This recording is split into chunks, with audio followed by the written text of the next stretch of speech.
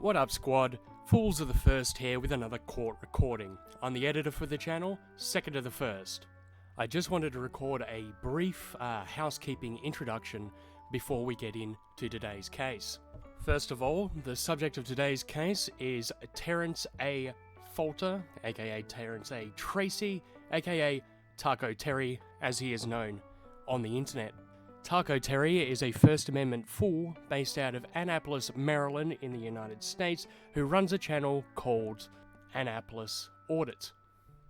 Taco Terry is also the proud subject of an arrest warrant that's currently outstanding for violating probation conditions handed down by the judge in the court recording that you're about to hear. On January 27th, 2023, Taco Terry was arrested at Calvert County Medical Center on a charge of trespass. After failing to beat the charges in a lower court, Terry took his case to a court of appeals. The trial takes place over the days of the 14th of November and the 15th of November 2023.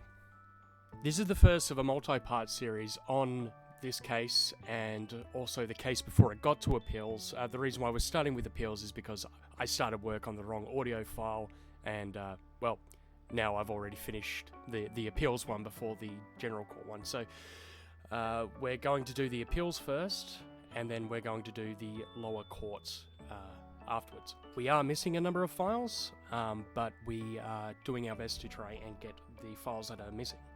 Today's video is day one of the trial, or specifically part one of day one of the trial. It's jury selection, everyone's favourite part of a court case, but I have done my best to try and make it as visually appealing as possible.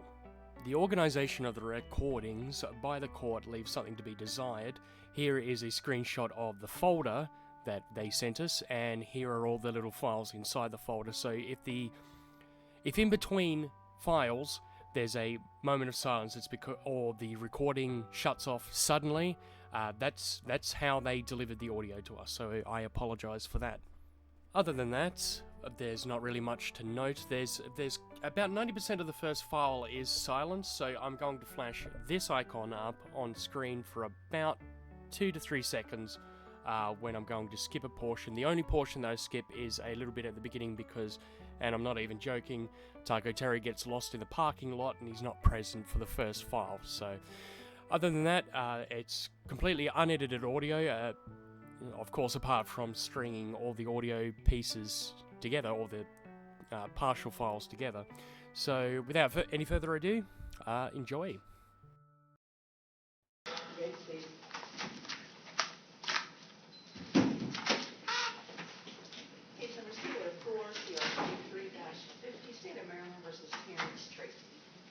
Good morning, Your Honor. Kyle Torres of AFS. All right, good morning to you. Caitlin Moss on behalf of Mr. Tracy, who has advised me that he's in the parking lot. All right, that's fine. We're here for the docket call. We have a jury trial that's scheduled here today. Counsel, I have my law clerk's taken liberty to provide copies of the combined voir dire. The voir dire that I intend on reading is just a combination of what you all have submitted. I'm going to give you an opportunity to look at it, review it, object to whatever you want, or modify whatever you want on the voir dire.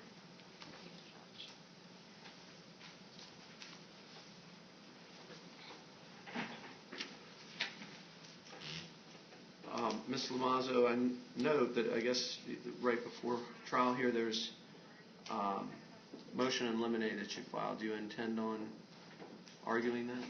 Yes, Your Honor. All right. Well, I'll give your client a couple minutes to get here. I'm obviously not going to do anything of substance unless he's here on the record, but you all can look at the voir dire. Your Honor, so you... Or the state's, I'm sorry, the state's motion in limine. We have both filed it. I filed 3, and I believe Ms. Lamazzo has filed 1. Well, we'll handle all of them.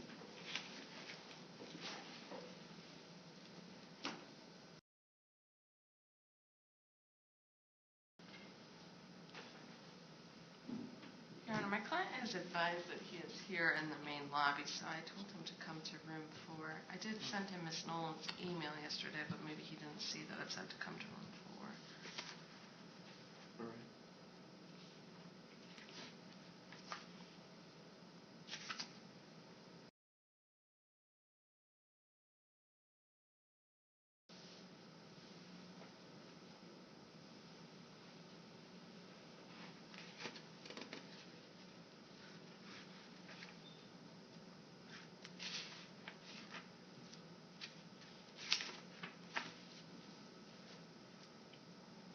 You can let him know I'm going to issue a bench warrant for him if he's not here in the next 4 minutes. He's been over 15, almost 15 minutes late, Ms. Lamazzo. I'll give you an opportunity to get him here. But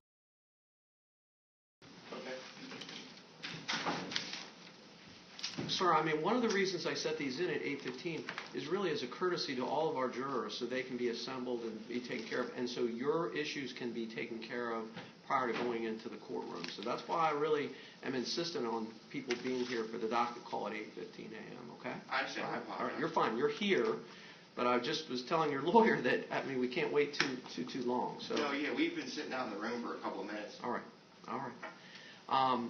So the case has been called. The defendant's now present. Ms. Lamazzo's here on his behalf. Mr. Torres is here. I've provided a combined voir dire that I intend on potentially reading to the jury. State, did you have an opportunity to review it? I did, Your Honor. I have no objection to any of the substance of the questions that are going to be asked. I would just note for the record, my name is listed as it's 2 R's in the last name. All right, well, they're not going to read this. I know how to pronounce your name, so that's good. Issue okay. that I All right, no problem. Ms. Lamazzo, did you have a chance to go through the combined voir dire? Anything that you want to change or alter, object to? I don't have any objections to the substantive questions either. I don't know if this matters for the purpose of the record. I don't know if this gets submitted Mr. into the Tracy, record. you can have a seat if you're more comfortable. Thank you. But the case number, I think, should be CR23 instead of CV, but I don't know if it matters if you're just reading it. Yeah, and by the way, just so you know, only the 3 of us, or really the 4 of us, are going to see this. But we can change that. Just to, if it gets in the file, because what has been submitted is, like I say, a combination of both of your requests for voir dire. All right, anything that you want to remove from the proposed voir dire? I don't see anything that's inappropriate. No, Your Honor. Okay, and I've left. If you notice, if you go through the voir dire, it says defendant and state. I did that really as a convenience to you all, so you know who requested what. Just so you guys will have some point of reference of who's making the request. Okay. I appreciate it. All right. So the voir dire is good. Yes, Your Honor. All right. Now we have some motions in limine. I'll go ahead. Let's take them one at a time. State. Yes, Your Honor. So I did pre-trial file You can have a seat 3 motions in limine. I would submit on what I've included in those motions, particularly what I'm seeking to have admitted in this case. There are 3 specific statutes. I would proffer to the court that all 3 of these statutes are going to be incredibly relevant to this case. I would proffer to the court that the jury, I believe, is going to see footage of this incident. The defendant makes multiple statements in that footage. Yeah, because I don't know. I'm receiving this all in a vacuum. I don't know anything other than he's charged with trespass. Yes, Your Honor. So maybe I need some context. So preliminarily, the charge that he is facing is a trespass at a public agency during regular business hours. The language in the jury instruction, as well as been discussed in case law, provides that in order to convict him, he needs to have refused or failed to leave the health department after being requested to do so during normal business hours. There's also an element number 4 that has 2 potential options. 1, that he had no lawful business to pursue at the health department, or 2, that he was acting in a manner disruptive of and disturbing to the normal conduct of business at the health department. There has been some discussion in this case from Ms. Lamazzo and myself about what language should be read as far as the lawful business provision of element 4. I would argue to the state that I would proffer that I believe the defense is arguing that should be apparent lawful business. The Anderson versus State case, as well as the jury instructions, show us that the predicate of guilt on this charge is whether someone has actual lawful business. That's going to be an issue in this case because, as I mentioned previously, the defendant's on a GoPro video. He makes multiple statements referencing the law. His references to the law are incorrect, and the 3 statutes that I provided in the motion in limine prove that to the jury. Okay, so that's why, because the defendant allegedly is making references to the statutes that are in Yes, sir. question. So what are you asking me to do, though? So I would ask that all three of the statutes that I included be marked and admitted as evidence, as they will be, as I stated, relevant to the jury in determining whether he has lawful business at the health department. And those statutes will prove that he does not. Okay. All right. Ms. Almanza? How would I not just take, and you're really asking me to take judicial notice of Maryland statutes, correct? Yes. That's okay. Just to put it in a concise form. How would I not take judicial notice of the Maryland statute? So my objection is based on relevance. I did reread the Anderson case, and I will concede that I think the state is correct. The issue about the reasonableness standard goes to the notice rather than to whether or not somebody has lawful business. That being said, the evidence is going to show that Mr. Tracy went trying to deliver a letter of intent to sue. It's not like a charging document or a formal document when he first gets there. So he's not trying to serve summons. He's trying to give a letter saying, I am potentially going to sue you. And so that's not illegal. So I don't think that all these other elements that they're trying to bring, all these other documents are going to be relevant. Okay. State? So my response to that, Your Honor, is what's going to be presented to the jury through the defendant's own words on his GoPro video is that he's asserting that it is legal, that it is a legal document, and that they must receive it. This is what I'll do. I reserve on that, and I'll listen to I haven't seen the video. I don't know what it says. I'll reserve on a finding, but if I will, I guess I'll tip my hand to some degree. If he's making reference to the statutes, I'm probably going to be inclined to grant the state's motion and take judicial notice of the statutes. I'm inclined to do that. I don't like necessarily doing that until I have some context. I have a little bit based on what you've each proffered to me. But I'll reserve on that, and at the proper time, well, I'll tell you what.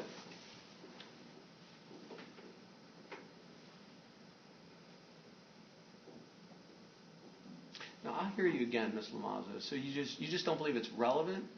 I don't. He's saying, I have a letter here that I intend to sue you, and I just want to give you notice, and I want to deliver this letter.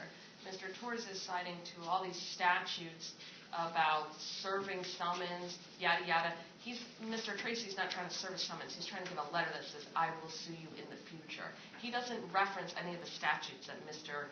Torres is talking about specifically by number. And I was, okay, State. If I may respond, Your Honor. So he does not say that. In the video, I will proffer to the court that he is demanding, while he's in the lobby of the health department, that these are legal and lawful documents and that he has a legal right to demand someone at the health department receive them from him. These statutes prove otherwise and are incredibly relevant to the very issue that's at hand in this case. All right. Well, I'll tell you what I'm going to do. Maybe I've made a little bit of an about face. I'm going to grant the state's motion. I'm going to take judicial notice. However, if we see the video, if the video is shown, and you believe after I've heard the evidence and reviewed the video, you want to renew your motion for me to strike that finding, I'll do so, Ms. Lamaza. But I believe, based on what I've heard, that I'm not having a problem with taking judicial notice of Maryland statutes, and the relevancy will make that determination based on the testimony that we hear. And if for some reason something comes out where I don't believe it's any longer relevant, I'll reverse my finding in that regard. But I'm going to take judicial notice of the statutes that have been referenced in the state's motion for in limine relative to this matter. Based on what I've heard, if there's this reference, it's the law of the state of Maryland, and I don't have a problem taking judicial notice of that. If for some reason it becomes irrelevant, then I would consider striking it from the record. But at this point in time, I'm going to grant the state's motion, and that's for all three. Yes, Your Honor. So if I may, we did discuss the legal document that he's claiming he's there to serve. There was also an additional Maryland rule that I'm trying to admit. I would proffer to the court at one point he's going to allege that Dr. Polsky assaulted him he's going to demand of the officers that they provide him with all of the doctor's identification information, so his full legal name, his date of birth, and his address. Maryland Rule 4202 discusses what's required in a charging document. So the argument... In other words, the limited amount of information that one needs? Yes, Your Honor. So he's demanding of the officers that they provide him with information that's not required in the statute. So that's a secondary issue that we had not discussed as far as the... Ms. Lamont? I think my motion that I filed yesterday will get at that issue in a way that is more relevant. Mr. Tracy, towards the end of this whole day, asked that he gets the identifying information for the doctor so that he can put it in the application for charges. So I filed a motion asking for judicial notice of the application that somebody has to fill out, because that does require that you have certain information about an individual. Okay. So I have no objection to admitting that, because it does not... Because I was going to grant both. Because why not grant both? I mean, I'll grant your motion in limine, the actual application, but I'll also grant the state's motion in limine relative to it's Maryland Rule 4. What is it? 4202. 4202. Charging document. The charging document, because that's the correct recitation of what the law is and informationally what's needed, and certainly, actually, quite frankly, the two will corroborate one another. I'm assuming. It's been a while since I've been in district court, but I'm assuming that they'll corroborate one another. But so, Madam Clerk, I know that's a little confusing, but I'm granting the state's motion relative to Maryland Rule 4202, and I'm also granting the defense motion in limine to take judicial notice and admit the district court application for the charging document. Is that a correct recitation of what you want, Ms. Lamazza? Yes, Your So I'll grant that as well. Your Honor, so at this time, procedurally, I would ask to mark those exhibits and offer to admit them into evidence if we can accomplish that. All right, we can have them pre-marked. The defense exhibit as well as the state's exhibits as well. What I'll do is I'll let you, kind of logistically or procedurally, I'll let you offer those into evidence in front of the jury if you'd like to do that as well. Yes, Your Honor. Okay, so whenever you believe it's appropriate, you can offer them into evidence, but they'll be pre-marked, and I'm going to obviously admit them into evidence. All right, and that goes for the defense as well. So when you're ready, Ms. Lamazzo, you can offer your exhibit, and I'll admit it as well. Okay. All right. We also have one stipulation. Okay. There's a stipulation.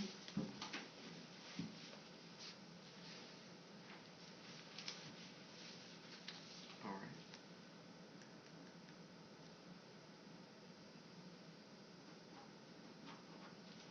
For the record, Your Honor, I've just signed a stipulation as to fact as to the admission of the GoPro video that we discussed in this case. All right. All right.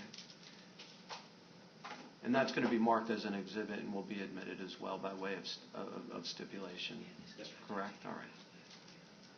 That's going to be marked as state's exhibit? Yes, Your Honor. I would ask that the stipulation be marked as State's Exhibit 1.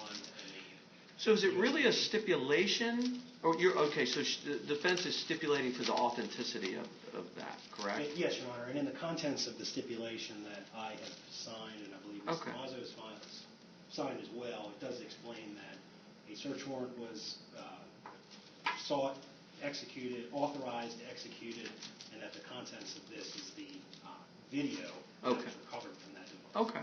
All right. And is that correct, Ms. Lamazzo? Your Honor, Mr. Tracy is indicating he is not comfortable signing this because he has not reviewed that full video. He's only seen parts of it, so maybe during a break he can review it. All right. I'll let you. I'll give you an opportunity to review it. I mean, this was a stipulation that I believe was probably reached prior to trial, correct? Correct. Your Honor, and I would, for scheduling purposes, I would notify the court that the video is approximately an hour long. So if he plans on watching it, that should have been accomplished before today. Well, I'm assuming your client's seen the video. This is his video that he did. He's indicating Right, I'm he's assuming not he's- seen the full thing and he's not comfortable signing instructions. Of his own video? It is a video from his camera that the police took and brought into evidence, and it was being held in evidence. It was provided to him in discovery, Your Honor. And it was provided in discovery.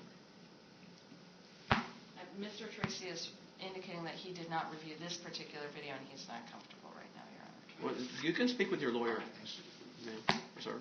Excuse me.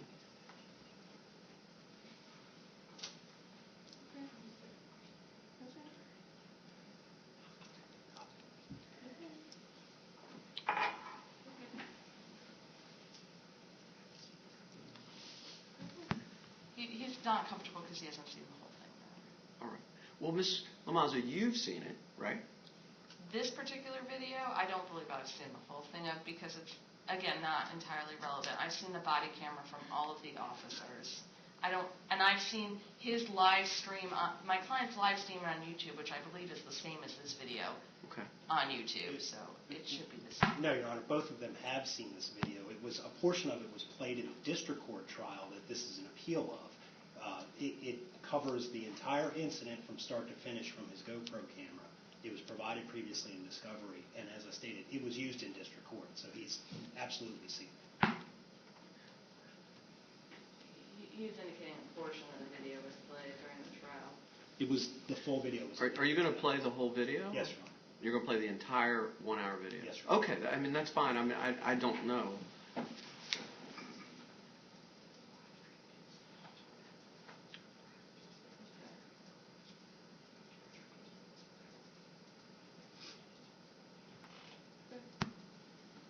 There's a 10-minute portion at the beginning that was not part of the YouTube video, so he wants to be able to review it and make sure. You can, when we take a break, we're going to get started here in a little bit. You can review what you can at the break. One of the problems is I have that there's a stipulation that the attorneys have agreed to the authenticity that it's occurred, or that it would be admitted. And now, at the last minute, there's this suggestion that it's not. But I'm going to give you and Mr. Tracy an opportunity to at least watch the portions that he may feel that he didn't have an opportunity. But when I hear that it's been provided in discovery, that it was at the prior trial, I would think, I'm not sure how we get to this point, but I'm still going to give you and Mr. Tracy an opportunity to get to the portions that you think may be in question. Thanks. Fair enough? Well, so we'll do that, and we'll readjust that. When were you planning on showing that video in your case in chief? Right after opening statements, Your Honor. All right, well, then let's get to it. I'm going to take a break. The jury is going through their, we'll probably get started about, we'll see where they're at. Just counsel, what I'll tell you is this. Ms. Lamazza, I'm going to let you and Mr. Tracy go and start looking at what you can on the video. We won't get started any sooner than 9:15, so that'll give you a chance to, I'm assuming since he's already seen half of it, that'll give you an opportunity to move to the points that you believe are necessary for him to review, and then we'll reconvene on it. Let me. What's their schedule? Can you call to courtroom 1 and see where they're at in the process? We'll just. I'm going to go ahead and I'm going to recess. Counsel, I'll see you in chambers at 9:15, just so we can kind of see where we're at as far as Mr. Tracy's looking at the video and where the jury's at. The jury has their education. Don't go into the courtroom while they're doing that, so please stay out of the courtroom, and then we'll talk about the logistics of everyone going into the courtroom at the same time. All right, so we'll take I'll see you back up in chambers, in my chambers. All right. What is in recess? As channeling presides, you may be seated. Make sure all cell phones are turned off, please. All right, good morning, everyone. Good morning, Your Honor. All right, nobody's happy for jury duty. I recognize that. We're going to get started here. I know. Look, I recognize that this is an inconvenience for everyone. Everyone works. Everyone has kids. Everyone has grandkids. they have other things they'd rather be doing, but it's an important civic duty for everyone to be able to participate in this, all right? So I am just encouraging you to kind of wade through this. My name is Mark Chanley. I'm the administrative judge here in Calvert County. I know that you had an opportunity to review the video. Our crack staff here, Ms. Humphreys, checked everybody in. It's a good video. I've been practicing law since 1987. A long time I've been doing it. I never got an opportunity to see that video really until 10 years ago when I got appointed to the bench. It's a good video. It gives you kind of a good idea as to why things happen and how things happen. I will tell you this, we do surveys and things of that nature kind of for all our jurors to try and make this as comfortable as possible. One of the complaints we get all the time is there's too much sitting around. Why do we have to answer all these questions? It's just part of the process, okay? So we do try and move quickly, but not to the point where it prejudices one side or the other. So kind of keep that in your mindset. There's going to be a number of questions that are going to be asked through this process. You're going to go through this. It's long, it's arduous, but it really serves a greater purpose. And just try and keep that in mind if you would, all right? I'm going to have the clerk go ahead and call the case.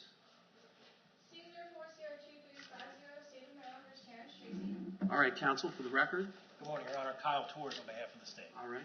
Caitlin Lamaz on behalf of Mr. Tracy, who is present. All right. Good morning. Madam Clerk, I'm going to go ahead and have you call the roll of our jury panel, please. So, ladies and gentlemen, listen up. The clerk's going to call your juror number, all right? When your juror number is called, say here, and she's going to give you the instructions. So make sure that we can hear you and have you stand up. Yep, and then you're gonna get sworn in afterwards, okay? When I call your number, please stay here and remain standing. Juror number 75. Here. Juror number 78. Here. Juror number 82. Here. Juror number 86. Here. Juror number 87. Here. Juror number 89. Here. Juror number 91. Here. Juror number 92. Here. Juror number 93. Here. Juror number 94. Here. Juror number 95. Here. Juror number 96. Here. Juror number 98. Juror number 99. Here. Juror number 100. Juror number 101. Here. Juror number 102. Here. Juror number 103. Here. Juror number 105. Here. Juror number 106. Here. Juror number 115. Here. Juror number 117. Here. Juror number 118. Here. Juror number 122. Here. Juror number 126. Here. Juror number 129. Here. Juror number 134. Here. Juror number 136. Here. Juror number 138. Here. Juror number 139. Here. Juror number 142. Here. Juror number 146. Here. Juror number 147. Here. Juror number 150. Here. Juror number 151. Here. Is there anybody present whose number I did not call? That's here for jury selection. All right, Madam Clerk, go ahead and swear the panel. All prospective jurors, please raise your right hand. You solemnly promise to declare under the penalties of perjury that you will true answers make to such questions as shall be propounded to you. If so, please say I do. I do. You may be seated.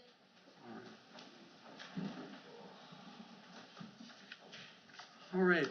Thank you, ladies and gentlemen. We're going to get started here with the questions. I've just preliminarily, if you have a positive response, in other words, I ask you a question and it applies to you, I'm going to ask you to stand up, and then I will address each of you individually.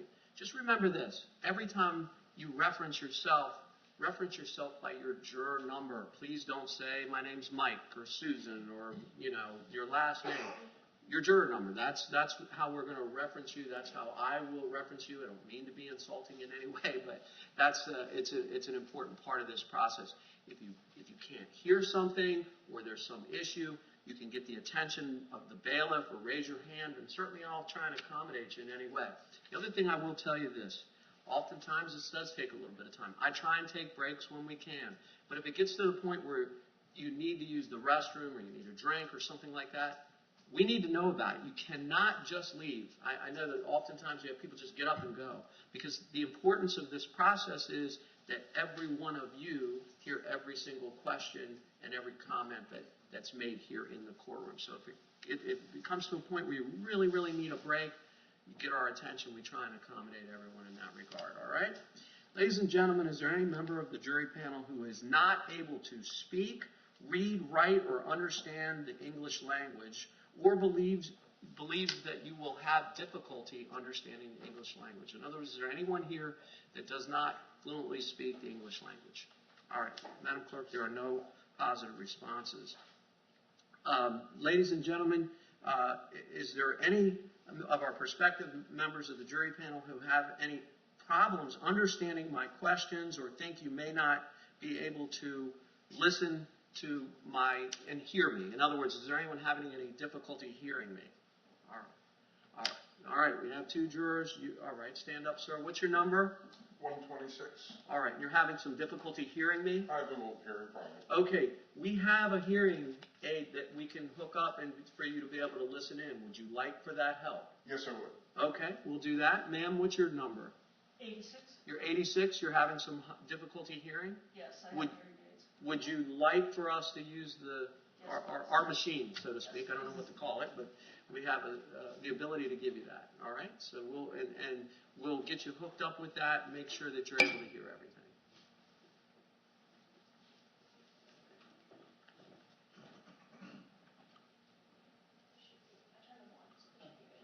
They're on, we think. So try them out.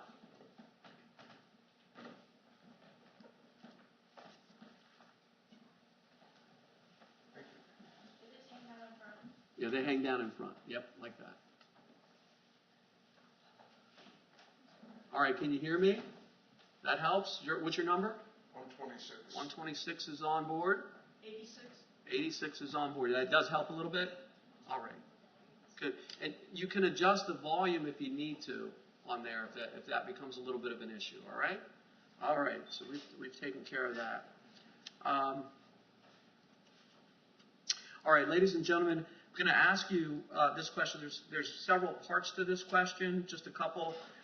Ladies and gentlemen, is there any member of our jury panel who is not a citizen of the United States?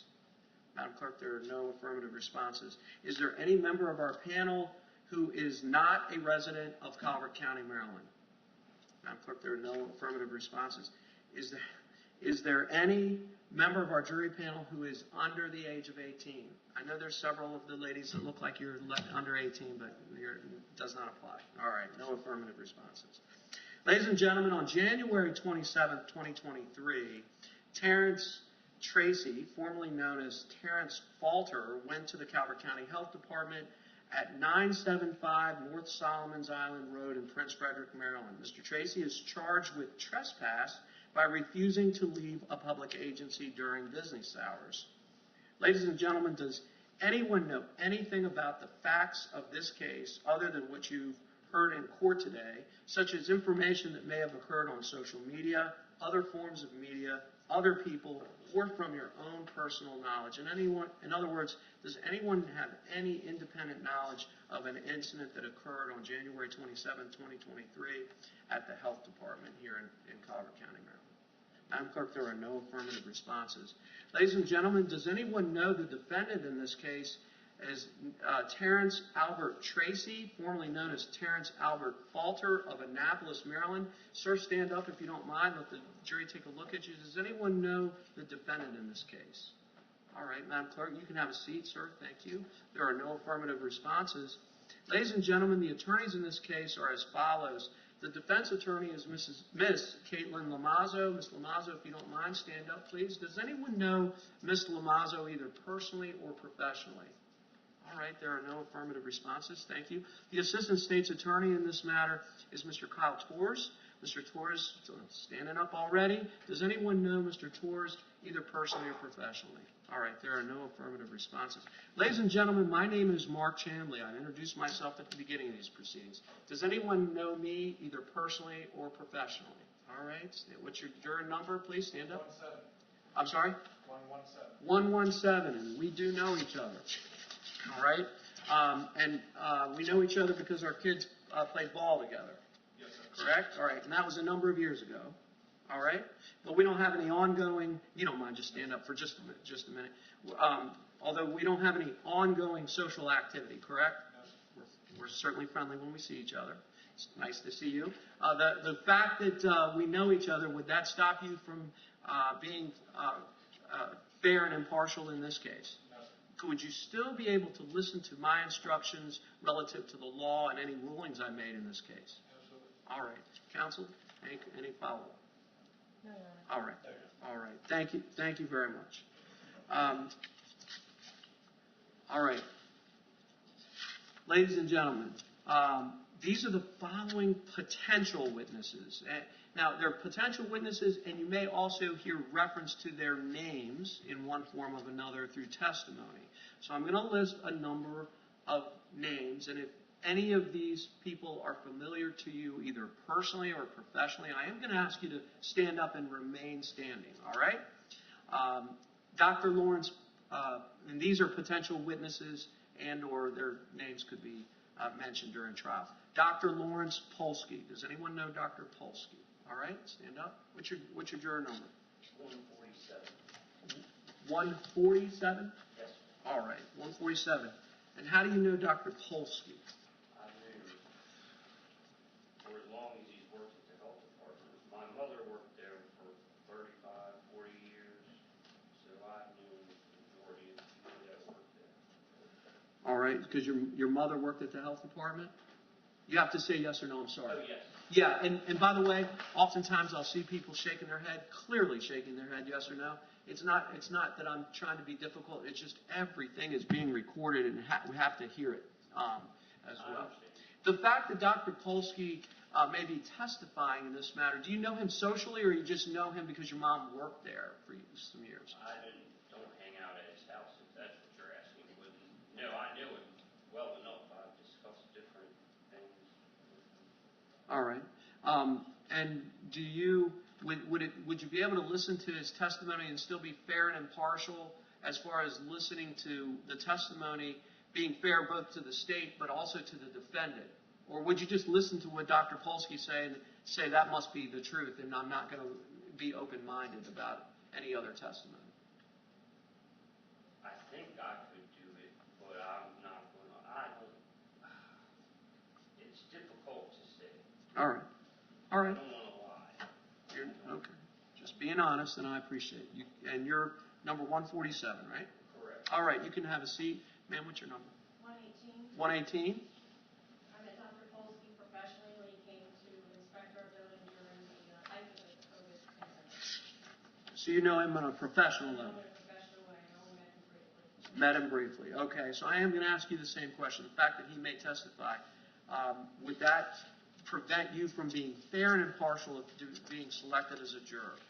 Would you just believe his testimony over any other witnesses just because you had this meeting with him on a professional level? No, sir. All right. You're juror number 118? Yes, sir. All right.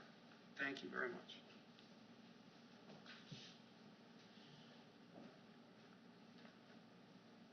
All right. All right. The next potential witness is Champ Thomascuddy. Champ Thomascuddy. Does anyone know Champ Thomascuddy? All right. No affirmative responses. Jennifer Stark. No affirmative responses. Allison Dove. No affirmative responses. Stannis Insko. Stannis Insko. No affirmative responses. John McCauley. No affirmative responses. Detective Sarah Jernigan. Detective Sarah Jernigan. All right, ma'am, stand up. What's your number, please? 106. 106. All right, how do you know Detective Jernigan? She works with my husband. I can't hear you. She works with my husband. She works with your husband. All right, currently or previously? Currently. Currently, okay. So do you know her? Do you know her personally, though? Yes. Do you socialize with her? No, sir. All right. Have you talked to her about this case in any way whatsoever? No, sir. All right. So the fact that she may be a witness in this case, could you still be fair and impartial to both the state and the defense? In other words, would you listen to her testimony and say, I'm only going to believe her testimony because I know her? Honestly, I would probably listen to it and I'd be impartial. You could be fair and impartial. Okay, all right. You're saying yes, correct? All right, thank you very much.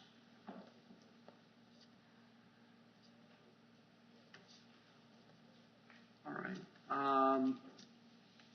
Deputy Ashley Ailey of the Calvert County Sheriff's Office. No affirmative responses. Deputy Tanner Zinn of the Calvert County Sheriff's Office. Stand up, please. All right. Well, we'll start with the front. What's your number?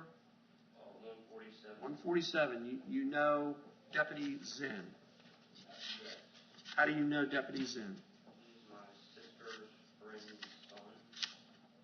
All right. And do you know him personally? I did when he was a child. I hadn't seen him. Okay, so since he's been an adult, you don't know? Since he was like 14, 15. All right. Do you think you could still be fair and impartial if you testify? I would assume so. All right. Thank you very much. Yeah, young lady? Juror number 139. 139. Yes, ma'am. I worked at the high school that Tanner graduated from, and he was a friend of my brother's.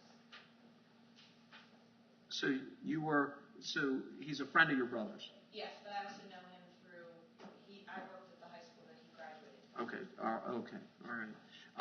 So when's the last time you had any interaction with him? About 4 or 5 years ago. Okay, so you don't, in other words, you don't have any ongoing social No. connection or even professional association with him? Not anymore. The fact that he would potentially testify, would that impact your ability to be fair and impartial? No. In other words, you wouldn't just hear his testimony and say, well, if Tanner Zinn says so, then that must be the truth and not listen to anything else. No, sir. All right, thank you very much.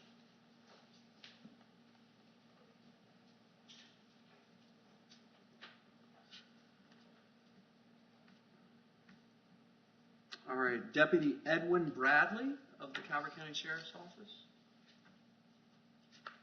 No affirmative responses.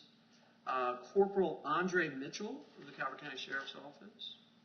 There are no affirmative responses. Deputy David Canning of the Calvert County Sheriff's Office.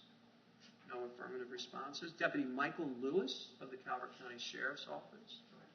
I'm sorry? Okay, well that hand is not even above the guy in front of his head. I mean, so you got to get it up and you got to stand up. I'm going to ask everyone to do that. It sounds, I don't mean to be rude, but if it applies, just please stand up, okay? What's your number? 129. All right, 129. Juror number 129. So who do you know? Andre Mitchell. I'm sorry. Andre Mitchell. How do you know Corporal Mitchell? Through church. All right. So do you socialize with Corporal Mitchell? Yes. All right. On a regular basis? Just every Sunday. Okay, so it's more of a church relationship. Have you and Corporal Mitchell discussed this case? No. Have you had any conversation about this case with Corporal Mitchell? No. The fact that Corporal Mitchell may testify, would that impact your ability to be fair and impartial in this case? In other words, could you still be fair to the defendant as well as to the state? I can be fair. You can. Okay. In other words, you wouldn't listen to his testimony and reject all other testimony that may be different. No. All right. Thank you very much.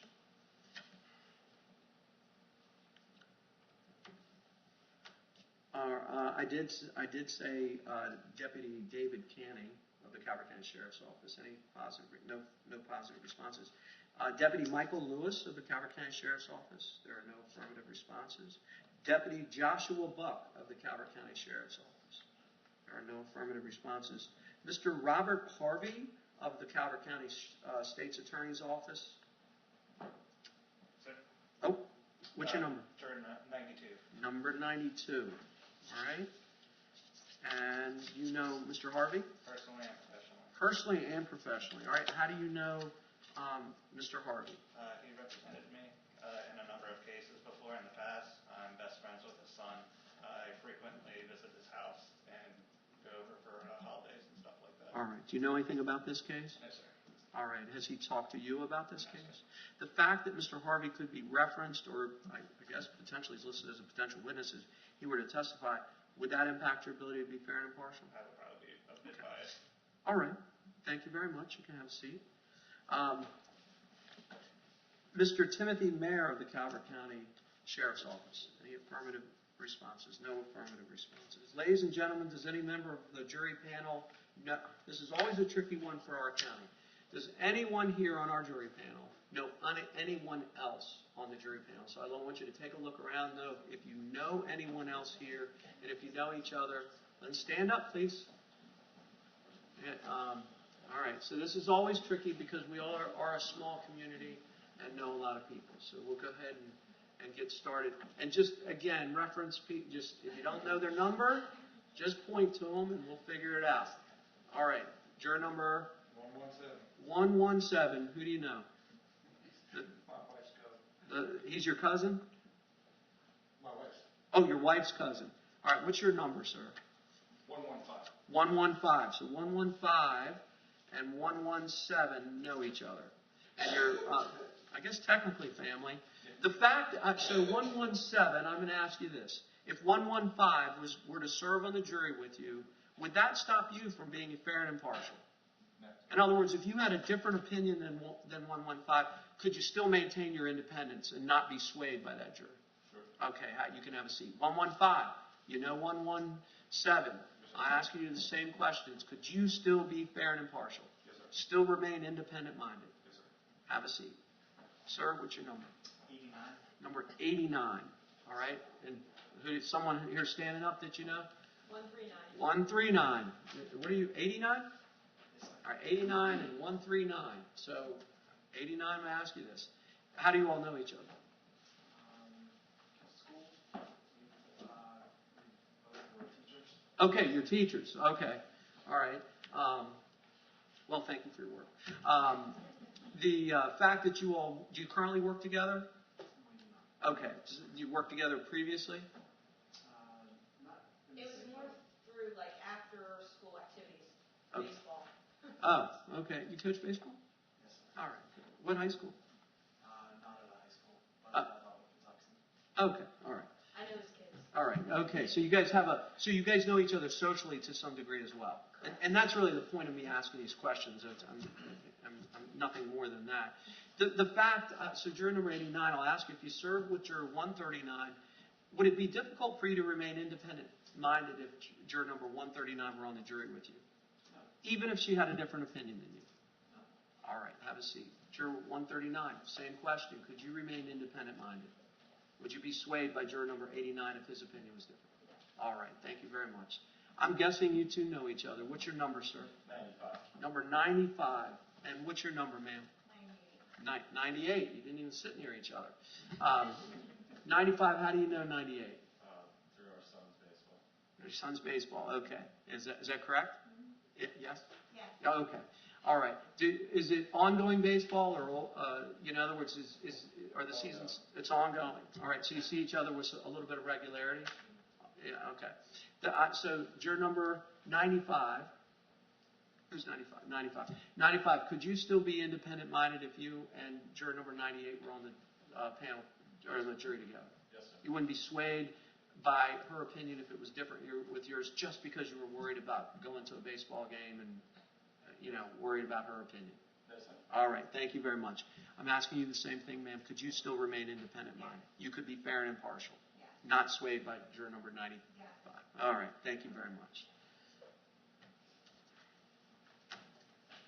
All right. Has anyone served on a jury panel before? Has anyone served as a juror before in a civil or criminal case? Has anyone had prior jury service? All right. That's all right. So, ma'am, what's your number? 91. 91. When and where did you serve on a jury? I don't remember. It was here, and it was several years ago. Okay. Do you know if it was criminal? I don't remember. You have no memory. It was It was what? criminal. It was criminal. Do you know if there was a verdict reached? Yes, I do know. All right. But it was a long time ago. It was a long time. Did anything happen during that jury service that would stop you from being fair and impartial in this case? Nothing. Thank you very much. Ma'am, what's your number again? 118. 118. I served in grand jury over 30 years ago. Here in Calvert County? Here in Calvert. Okay. And did anything happen during your jury service that would stop you from being fair and impartial in this? No, sir. All right. Thank you very much. Yes, ma'am. 106. 106. All right. When were you on jury duty? Years ago. Here in Calvert County? Yes. All right. Do you know if it was criminal or civil? I believe it was civil. Okay. Did anything happen during that jury service that would stop you from being fair and impartial? No, sir. Have a seat. Thank you very much. Yes, ma'am. 134. 134. I served on a jury panel in PG County in the 1990s. It was a criminal case. All right. Anything happened during that jury service that would stop you from being able to be fair and impartial in this case? Thank you very much. All right.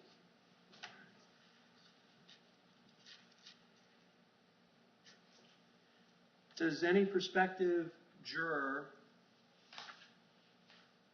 all right, is there any prospective juror that does not agree that the state must prove each and every element of each offense beyond a reasonable doubt? Does anyone disagree with that premise?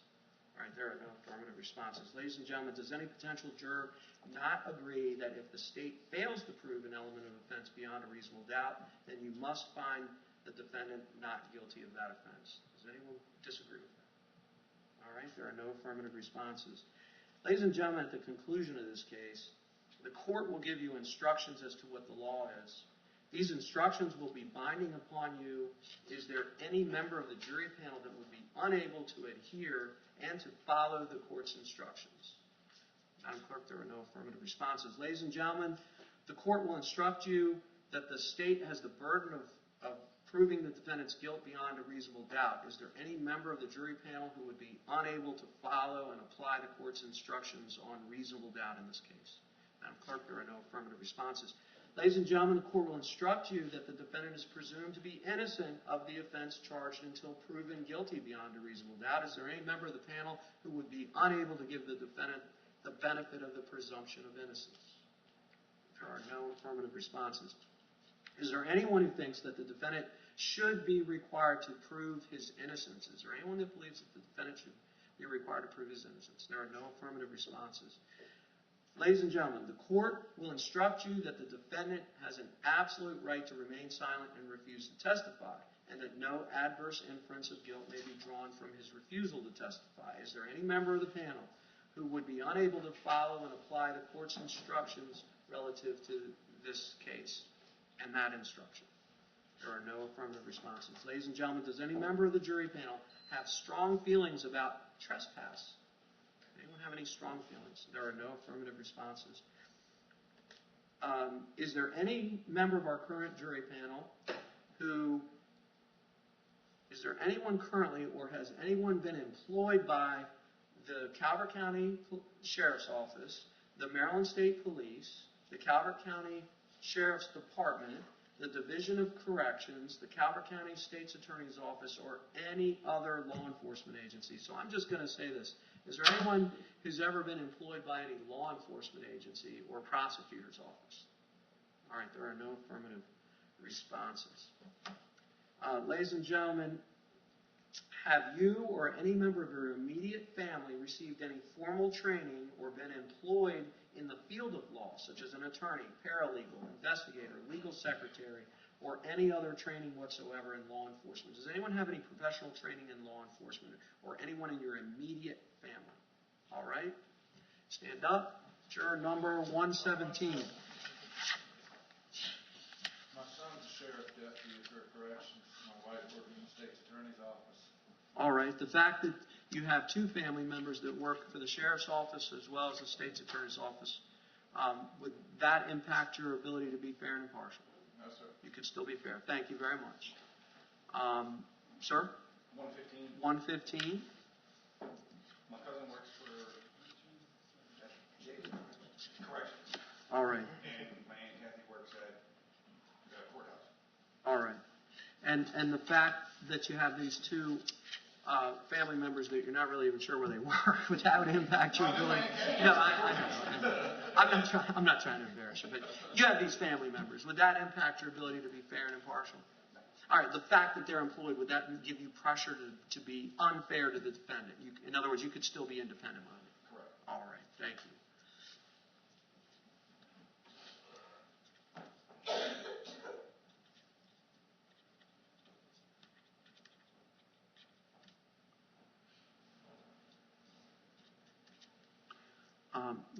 Yes, gentlemen. 129, all right. I just have an uncle in another state. Is that sheriff? Uncle in another state? Yeah. All right, what state? West Virginia. And he's a law enforcement? Yeah. All right. The fact that you have an uncle that is involved in law enforcement, would that prevent you from being unfair? No. Okay. Thank you very much. You can have a seat. Yes, ma'am. Your number again? 106. 106. Would you want to tell me? My husband's employed by the Calvert Sheriff's Department. All right. As a law enforcement officer or civilian capacity? Officer. So he's a deputy. Yes. Have you and your husband talked about this case? Yes, sir. Do you know about this case? Yes, sir. All right. And you've had no conversation with him. So these deputies, the fact that your husband works with the deputies, would that be difficult for you to be fair and impartial in this case if you listen to the evidence? You can still be fair. All right. Gotta say yes. We gotta get it on the record. Okay. Thank you. Right. Yes, ma'am. 100. 100. All right. My husband is a DC, well now detective. Okay. So in the fact that your husband is a DC detective, would that prevent you from being fair and impartial in this case? All right. Thank you.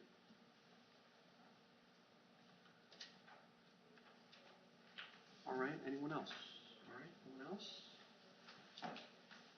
Does anyone of our jury panel, does anyone have any association with or contribute to any political lobbying organization whose purpose is to influence the legislature with regard to criminal sentencing or criminal law? For example, Mothers Against Drunk Driving, National Rifle Association, and the Stephanie Roper Committee. Does anyone have any affiliation with those organizations or make contributions? There are no affirmative responses. Ladies and gentlemen, has any member of the jury panel or your immediate family members or any close personal friend ever had an experience with a police officer or the criminal justice system where you believe the officer or the system treated you or the other individual unfairly, whether or not a complaint was actually filed? Has anyone had that experience, or anyone in your immediate family or a close personal friend? All right. There are no affirmative responses. Ladies and gentlemen, has any member of the jury panel, your immediate family member or close personal friend, ever been a witness to, arrested for, or charged with, or convicted of a crime, excluding routine traffic violations? And this includes criminal trespass charges. Does anyone have any experience where either you or a family member has been either a witness to or charged with or any way involved in a criminal matter? All right. Got a lot on that one. All right. So I'm gonna work my way this way. In the back. 101. By the way, this one I'm going to actually take at the bench so everyone can speak a little bit more freely. I'm going to invite the lawyers to come up. So what I'm going to ask everyone to do is just kind of work your way up to this where this microphone is, where the bailiff is, and I'll take you one at a time. Just let the bailiff know your juror number, and then you'll come up and we'll take these at the bench. I'm going to put on a husher, so I apologize for the noise, but this is really to protect your all's privacy, and that's why I'm going to do that. All right? All right. I'll note for the record that then you're at the bench for these. All right. 101. Come on up.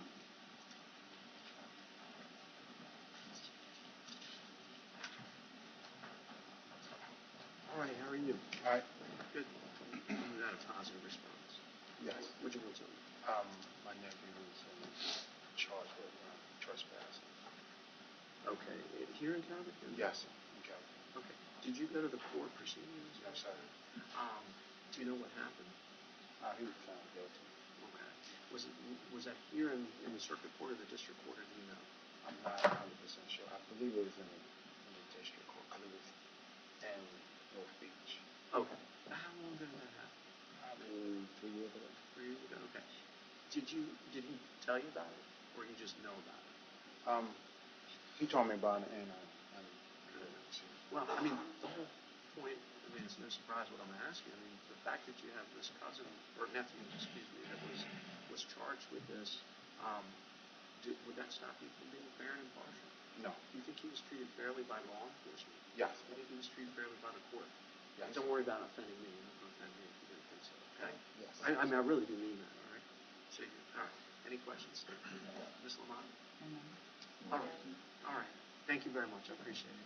All right. 115. 115.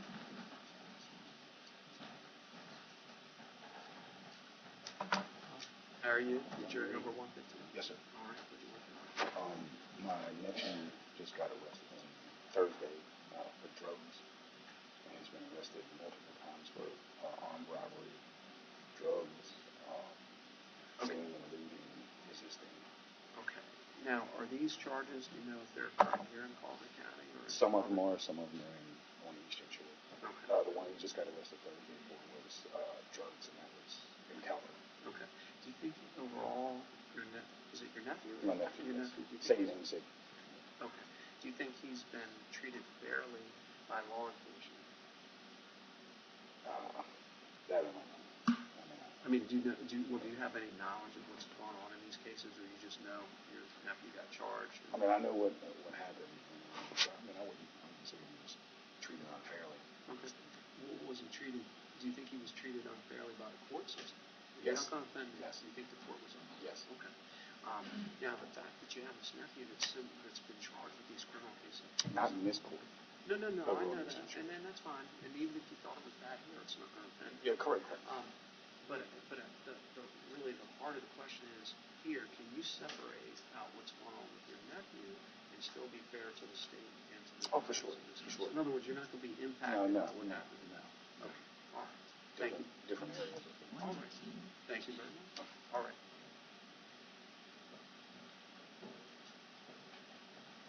All right. 118.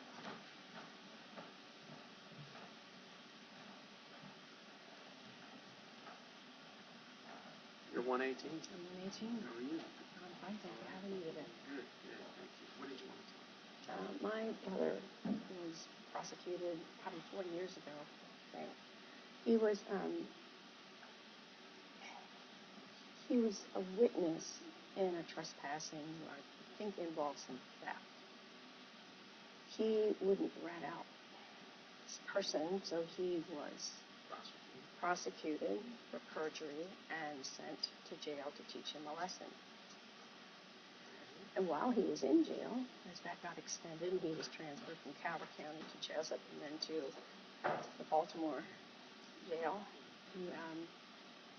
My grandfather was dying. My grandmother went to the judge, who was a close personal friend, and said his grandfather wanted to see his grandson, and he was immediately released from the state penitentiary and allowed to come home.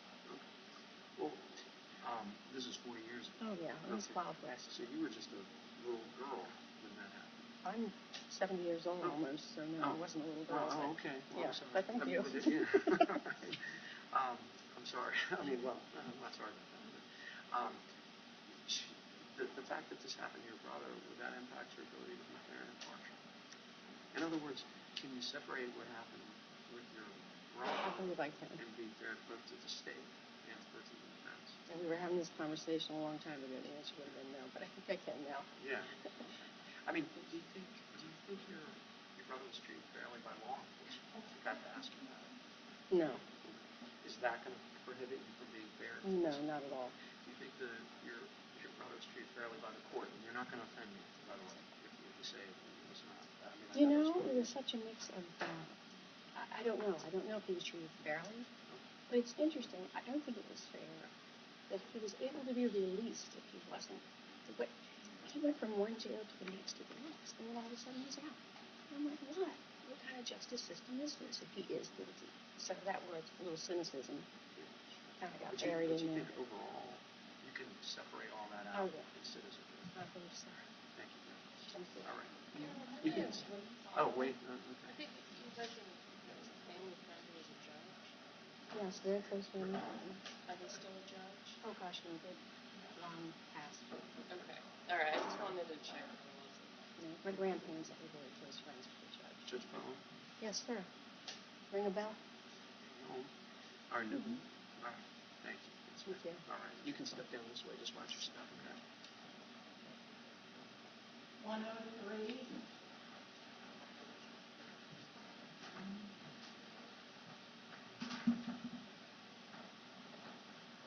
All right, how are you? Good, how are you? Do I know you? You do. Okay, because that question came up. It- All right, now I recognize you. I'm sorry. Yeah, How it we know wasn't each other? just, it was just drug court, so. All right, you were in drug court. Mm-hmm. Yeah, that's what I'm. 103. She's 103. So you were in drug court. Yes, sir. All right, I know. I knew that, and I knew that I knew you.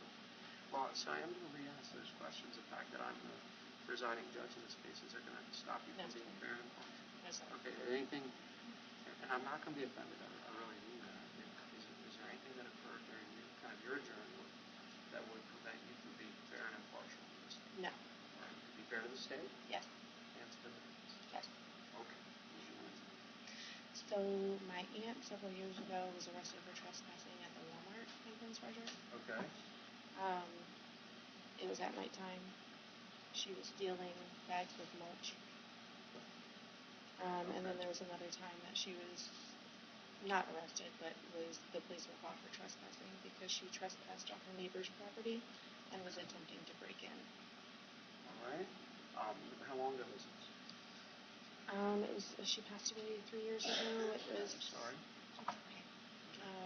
It was maybe a year or two prior to that. So. Well, anything with your aunt situation, John. Right.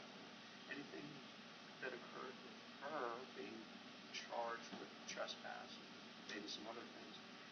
Can you separate that out and be a fair juror in this case? Basically, you can. I sure In other can. words, you're not going to be influenced. Do you think you were treated fairly by law? Yes. How about your aunt? Yes. All right. How about the court? Yes. And you wouldn't offend me if you said No. Okay, that's fine. Okay. All right. Any follow-up? Did I hand, when you were joking, did I hand you the case? I don't think so. You don't look familiar. All right. Okay. Just a moment. Thank you very much. Thank Nice you. to see you. You too. I knew she looked familiar. So. Where is she? Hi. What's your number again? 150. 115? 150. Oh, 150. That's why I was saying I didn't. All right. What did you want to tell me? I testified in a criminal case in Calvert County 30 years ago. Young man went to jail in my testimony. Okay. What type of case was it? Beat a young man. Okay, so it's an assault type case. Yes. Now, this case is not necessarily an assault, it's a trespass. Yes. The fact that you testified there in that case, did anything happen during your testimony or your involvement in the other case that would stop you from being fair and impartial in this No. case? You could be fair to the defendant and the state as well. Yes. All right. Thank you very much. Watch your step. Yes, sir. 92. 92.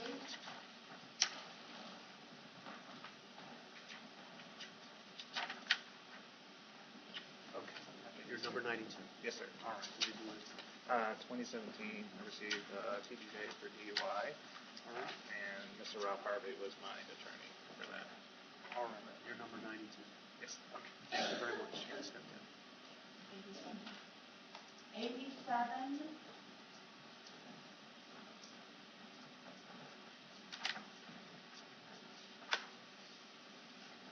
All right. What's your number 87? Yes. How are you? Good, how are you? What you want to tell me?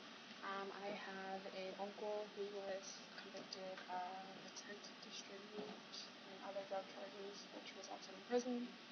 My father had theft charges, which resulted in weekends in jail, and my brother had theft charges as well that resulted in 30 days in Calvert County Detention Center. Were all of those cases in Calvert County for your uncle, dad, and brother? Correct. Right. Do you think they were treated fairly by law enforcement? Yes. Do you think they were treated fairly by the court? And it wouldn't offend me if you didn't think they were treated fairly. Okay, I just want to, in other words, I don't want you to hold back that. Yeah. So they had these charges. Can you separate what happened to your family members and still be fair juror in this case? Yes. Both the state and the defense. Thank you very much. 78. 78.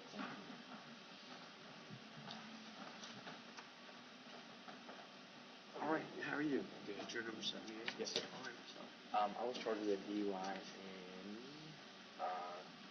February Okay. of this year. Okay. And I also have court tomorrow, which I have a piece of paper for.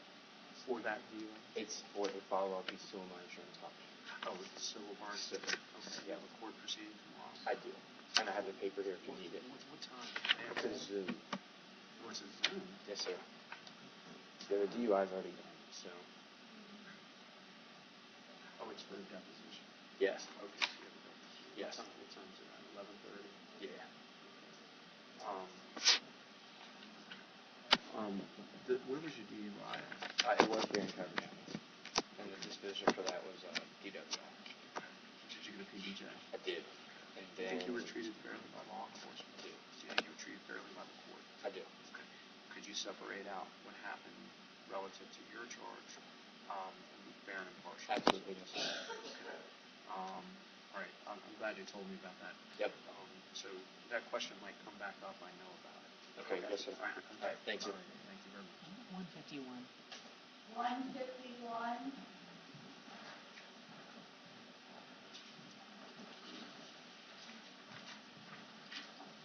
How are you? Hi, good, how are you? Nice to see you. You're 151. Yes. All right. My husband was arrested, I don't know, 3 or 4 times in the 80s and 90s at a 3-month jail thing in Charlestown. Charlestown. Okay, Charlestown. Mhm. Do you think he was treated fairly by law enforcement? Yes. Do you think he was treated fairly by the court? Yes. Anything happened with your husband's cases that would stop you from being fair and impartial? No. All right. Any questions? There was only East County? No, Charles County. Charles, I'm sorry, I missed it. Oh, you're good. No problem. No further questions. Thank you very much. Thank you. All right. 147.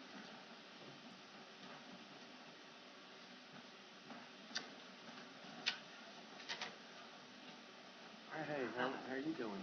You're wonderful. You're I 147. think I understood the question correctly. Yeah. I am 147. Yep. I've had 2 relatives that have done prison time, and I've personally gone to jail for about 90 days. When did that happen? When did I? Yeah. 15 years ago. Oh, okay. Is that here in Calvert? Yes. What were you? Do you know what you were going to do? DUI. DUIs. Do you think you were treated fairly by the court? Okay. You do? It was my fault. Do you think you were treated fairly by law enforcement? For the most part. Do you think you could be fair and impartial if chosen to serve as a juror? Yes, sir. Okay. Thank you very much. Mm-hmm.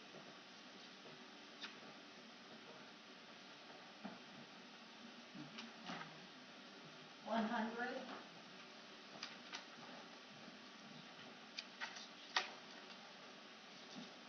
How are you? You are 100. Yes. All right. What do you want to tell me? I don't want to tell you that, to be honest. I'm sorry. That's why I bring it up. I appreciate that.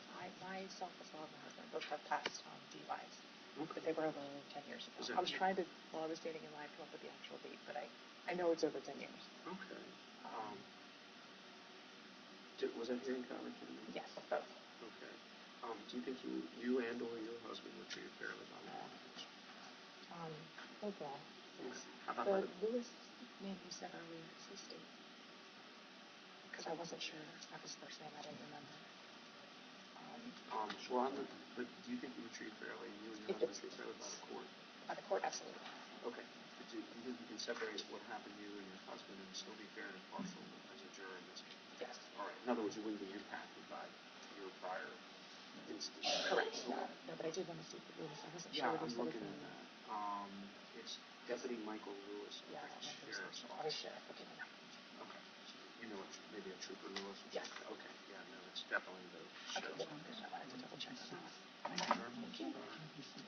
One more. 136.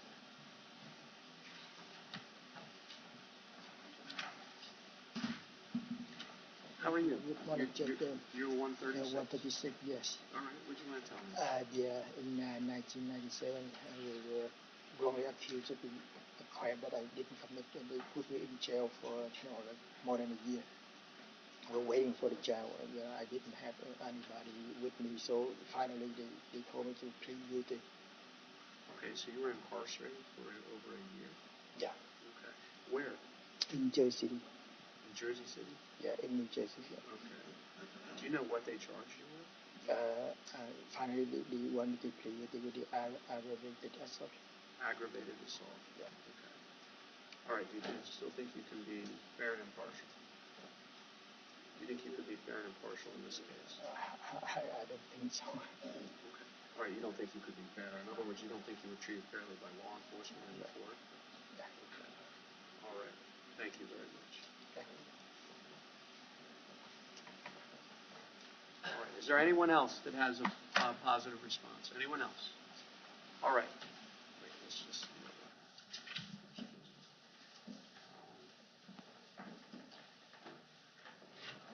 Okay, you guys can step back. Thank you very much. Ladies and gentlemen, does anyone believe that because a charge is brought by the police and prosecuted by the state's attorney's office, the charge is probably correct and the defendant is probably guilty? Does anyone believe in that premise? There are no affirmative responses. Ladies and gentlemen, does any prospective juror believe it matters how many witnesses each side presents? If the prosecution were to have 8 witnesses and the defense would have 1, would that affect how you decide on who's telling the truth? Does anyone believe that it's based on the number of witnesses? There are no affirmative responses, Madam Clerk. Would anyone view testimony of a witness called by the defense with more skepticism than a witness called by the state merely because they were called by the defense? There are no affirmative responses. Ladies and gentlemen, would anyone here change his or her verdict just to agree with the others or compromise with other jurors in order to end deliberations faster so they can just leave the courthouse sooner? Is there anyone that would just change their mind just so they can get the proceeding over with and get out? All right, there are no affirmative responses. Ladies and gentlemen, this case, it may take 2 days.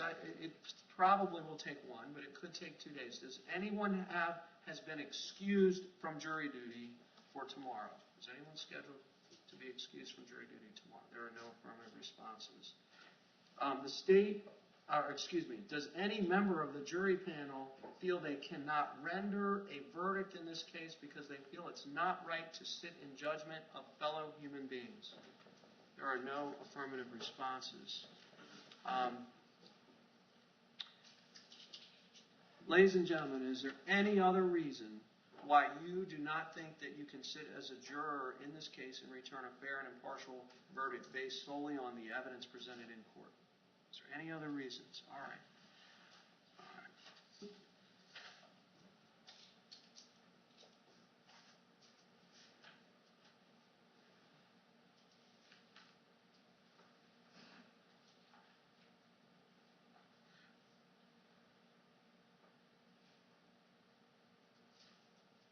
All right. All right. I'll take motions to strike.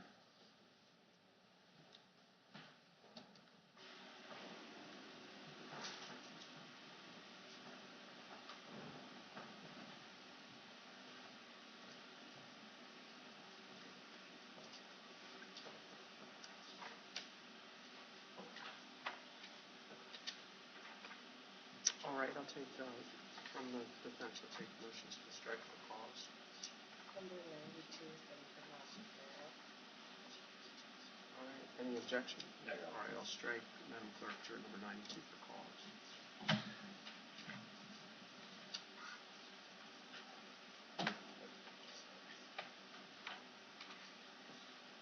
Number 1 is fixed. Something Webster. Detective Jernigan, and she hesitated about whether she could be fair and impartial. I wasn't satisfied with her response. So I had known that her husband was an officer, but I did not know that she was not able to be fair. Well, she did. Her husband's a deputy. She knows Detective Jernigan. I'm going to strike her for cause. They have some. I have that she did indicate she could be fair and impartial, but that I felt went downhill on some of the additional questions. So I'll strike juror 106 for cause.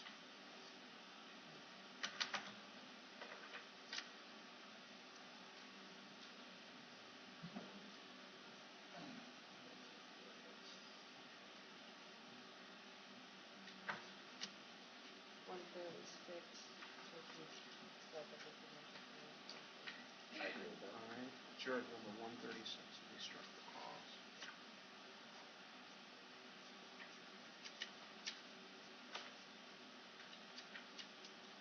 One's one indicates that he socializes with Beverly Mitchell frequently at the Lutheran church.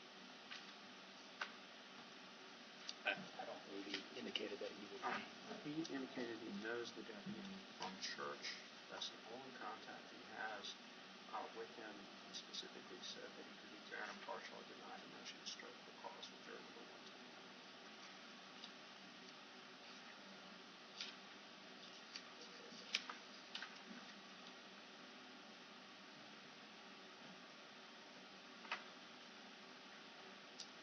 I would say, actually, going back to 118. 118? Yeah, she indicated that this is one of the things that the prosecutor for perjury, retaliatory reasons for stealing, wasn't treated fairly by the system. She answered that she would be fair and impartial. She absolutely did. She said that was 40 years ago. She'd only met Dr. Polsky briefly one time in a professional manner. She specifically said that she could be fair and impartial, even though she said her brother was not treated necessarily fairly 40 years ago, but she specifically said she could separate that, deny the motion to strike. Number 147, his mother knows Dr. Polsky. Any objection? No. I'm striking juror number 147 for cause. Certainly should be removed. He indicated he had to tell her to be fair and impartial.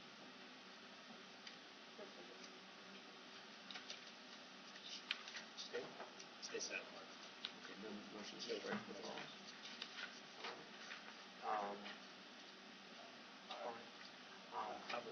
I'm not making a motion, but just jurors 78, if we go in order, he's the gentleman that said that he has a hearing tomorrow. 8, yes. I've seen in the past where they push to the end. My suggestion was we move juror, thank you. I'll allow the defense. I'll move him to the end. I don't think we really can get to him, but I'll move him to the end. Any objection? All right, yeah. He does. By the way, I don't know that you all saw.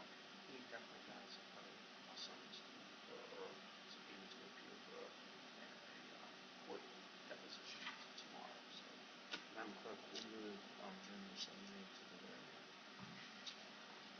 Anything else that we need to address? Nothing to say, Your Honor.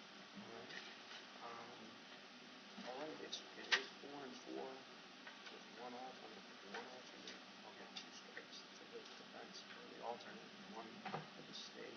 The clerk will call it out. We'll go ahead and get things started here right now. Madam Clerk, anything else we need to do?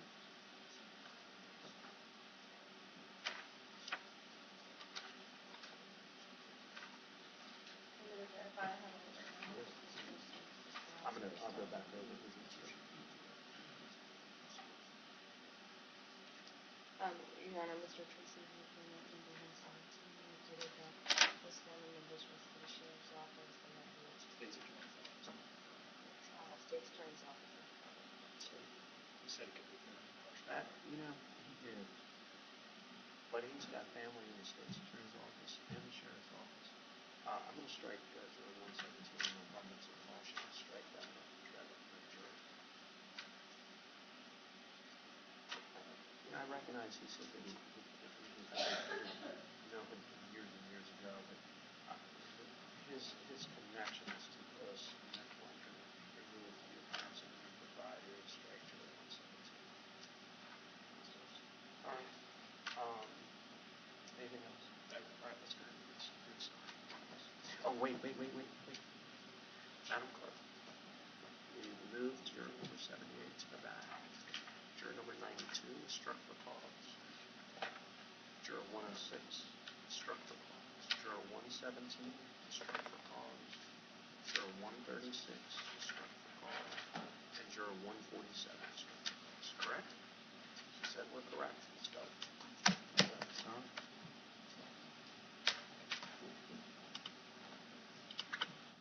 All right, ladies and gentlemen, we had to, obviously we had to take care of some things here at the bench.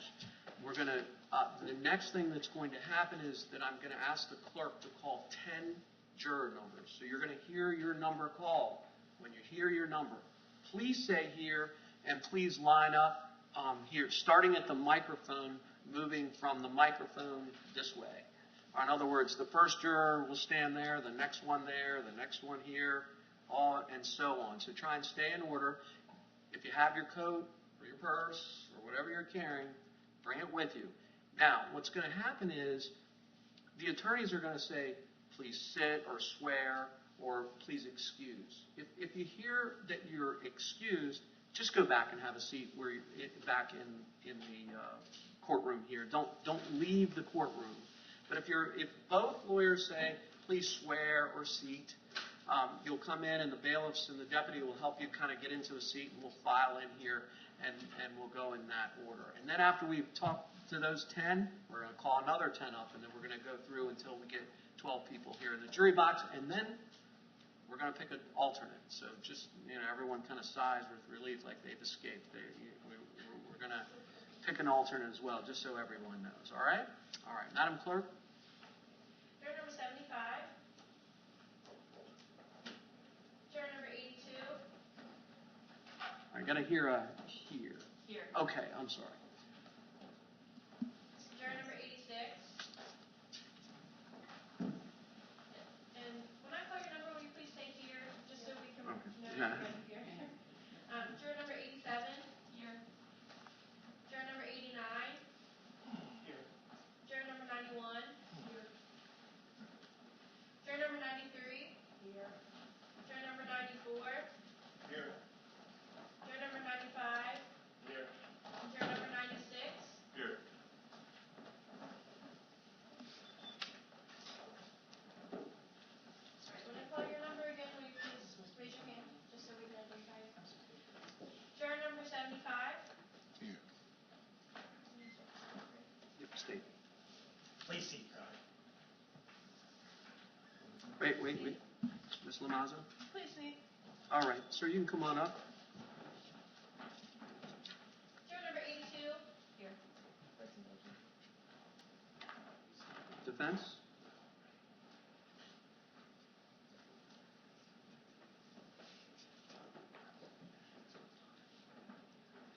Please seat. Please seat. All right. Mr. Torres, you can remain seated. As long as I can hear you.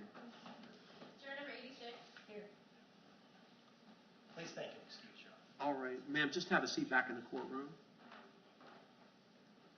Juror number 87. Here. Please seat. Please seat. All right. Juror number 89. Here. Please seat. Please seat. Juror number 91. Here.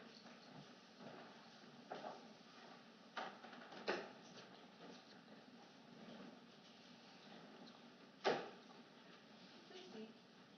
Please seat. All right. Thank you. Come on up.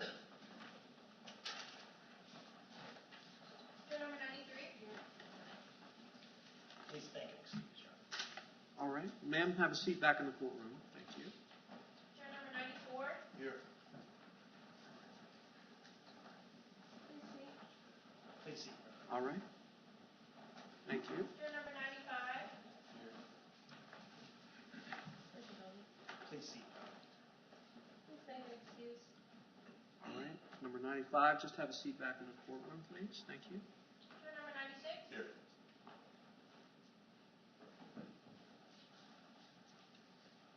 Please seat. Please seat. All right. Have a seat. Juror number 98. Say here and come on up. Juror number 99. Here. Juror number 100. 100. All right. Come on up. Juror number 101. Juror number 102. Here. Juror number 103. Here. Juror number 105. Here. Juror number 115.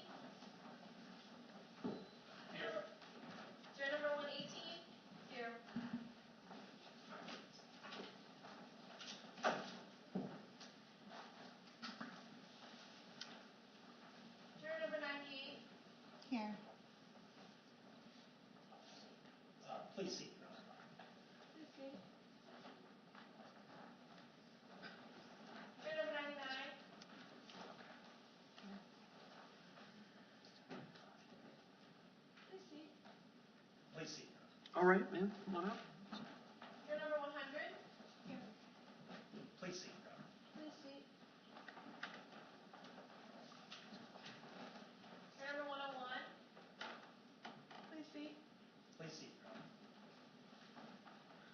Juror number 102. Please seat, Your Honor. Please seat.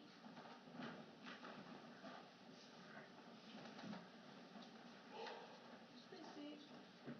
Please seat. Wait a minute. We got 12 in the box. Okay. I think 1, 2.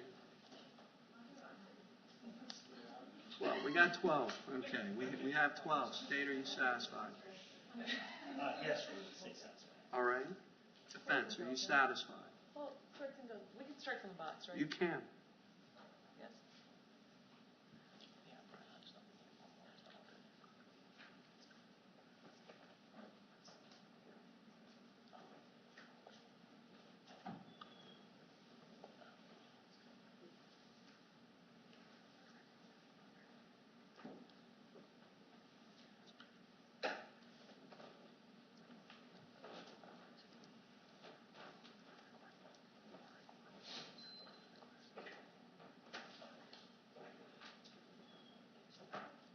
Please take and excuse 98. No, is juror number 98? Don't sound too excited. All right. You're excused. Just if you don't mind, just have a seat in the courtroom for just a moment. Thank you. All right. All right. Juror number 103. Please seat. Please seat, Your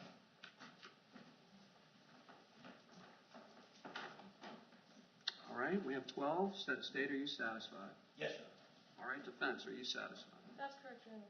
All right. We are going to pick one alternate. Juror number 105. Oh. Please seat. Please seat. All right. You're our alternate. Thank you. All right. You all can have a seat.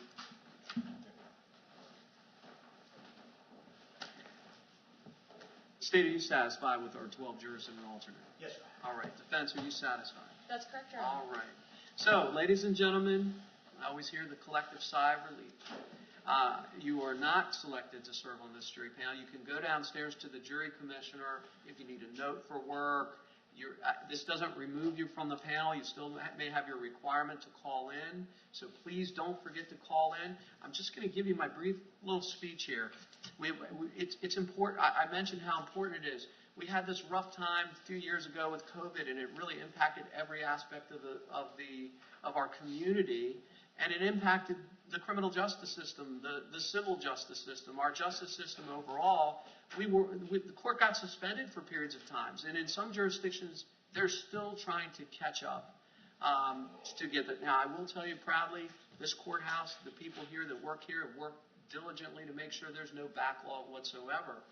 But when we don't have enough jurors, it's unfair for someone who could be incarcerated or charged to have a charge looming over them when I say, well, I'm sorry, we're not going to be able to get to your case because we don't have enough jurors. Or to victims' families to say, I'm sorry, we're not going to be able to get some resolution of this case because we don't have enough jurors. So that's why it's important. And that's why it's really, and we're very appreciative of the turnout that we get here in Calvert County for you all to do that. So in other words, don't forget to call in to make sure you might be called back in, but you might not as well. So thank you all very much, and you are excused. All right? Thank you. Thank you.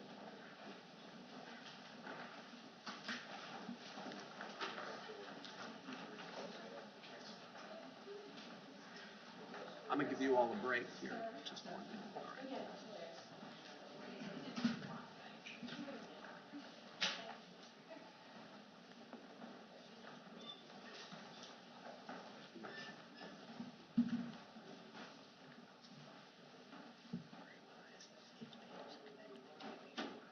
All right, everyone's left. This is what I'm going to do, ladies and gentlemen.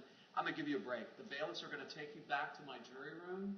You can go back there. We have a nice long table. There's a couple of restrooms. You're free to use the restrooms anywhere here in the courthouse.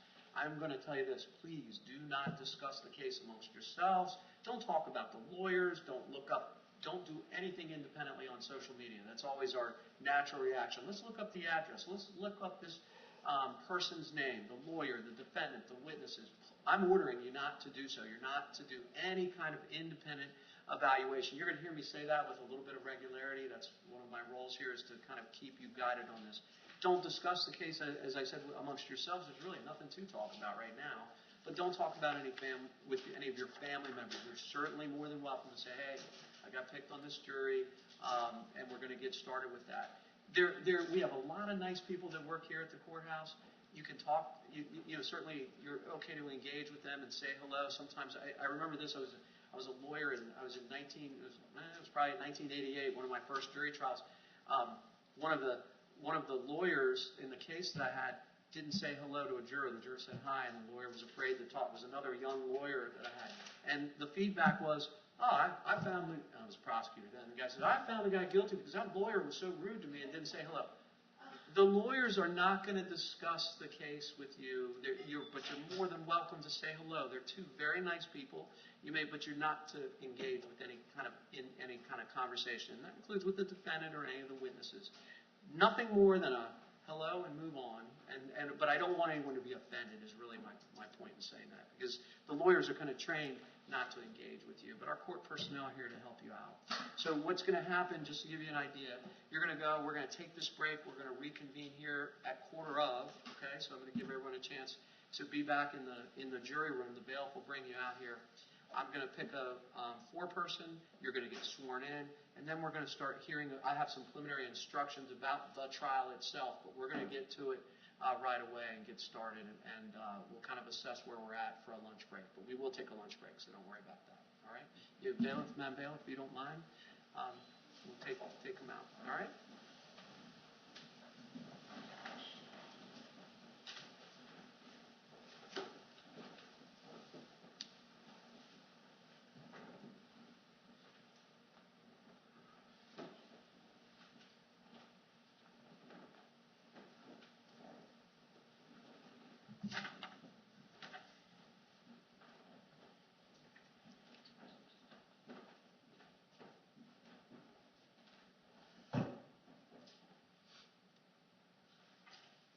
All right, counsel, I'm going to let you all take a break as well. I'm going to let the staff take a break. We'll be back here at 12:15. Mr. Nancy, you're free to,